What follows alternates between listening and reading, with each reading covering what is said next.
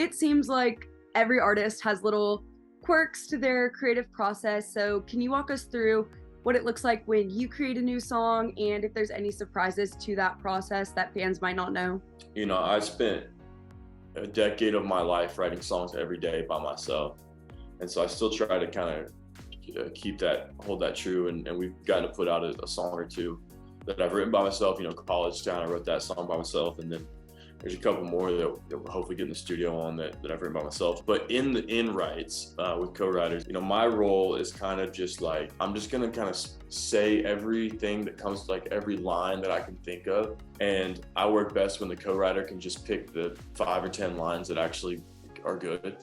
But the big thing about me is I'm such a pacer, and that's just in life. Like if you and I are going to the airport together, you're probably gonna lose me in 5 minutes because I just like wonder. I've always been that way. And so in a writing room, when we're getting creative, like, you know, I'm rarely just sitting down. I'm just kind of like, whatever the house is or room that we're in, I'm just walking around, walking to the kitchen, walking to the bathroom, just kind of like creatively, you know, walking outside. That's just kind of how, that's kind of my one weird thing. But I've always felt like from the beginning, like I wanted to gain my respect in Nashville in the writing room first. So I think that lays such a foundation. If someone can know that I know what I want to say and how to tell my own story, I think it just helps everyone around me, you know, get behind me as an artist. And so one of those big things is like, anytime I walk into a write and I don't have a great idea, I feel like I'm like coming into class without homework. And so I always try to like be mindful of that. You're currently on tour with Thomas Rhett, and based on your social media, it looks like the best time. You have mentioned before that Thomas Rhett is a really big inspiration to you, both musically and as a person.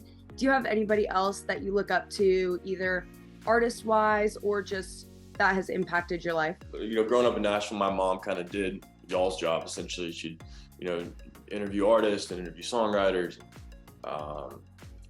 And so I grew up understanding what a songwriter was, you know, for one, but also I would get to listen to these songwriters in interviews with my mother to talk about how they were writing these songs and like how they were telling these stories of these legendary songs, like Live Like You Were Dying or The Good Stuff or There Goes My Life or, you know, whatever it was. And I just became fascinated with it. So these songwriters became these celebrities to me. Like these guys like Craig Wiseman and Tim Collins and Rivers Rutherford and Kelly Lovelace and Neil Thrash. Like these guys were the guys that I looked up to just as much as someone looks up to Tim McGraw and Kenny Chesney. And so now to be in rooms with those exact people, get to write songs with these people, and, you know, now to be great friends with Ben Hayslip and get to write songs with him and you know, kind of creatively have them respect me in a way is like the coolest thing ever. And so, you know, I take a lot of inspiration from, you know, some of those guys like, you know, Zach Crowell, Ben Hayslip, you know, Jesse Joe Dillon, Jesse Alexander, Daniel Ross, Matt Drag. Like these guys are really the people that I've kind of leaned on. And then artist-wise, like people that have just been, you know, really kind to me. Cole Swindell's been such a cool dude to me. Like he's just been, you know, another one of those guys that is just like so intentional about just checking in on me, seeing how I'm doing, you know, speaking wisdom into what this industry is. And so that's been really cool to see. I mean, it's just cool to see that, you know, these people that I've looked up to, you know, are just good human beings. So some of those guys for sure, but then also outside of that, just got really good community. I respect my parents so much, and just the people kind of in my world, in my circle, my publisher, my business manager, like just those people that kind of know who I am and know how I want to be. I think it's a big deal.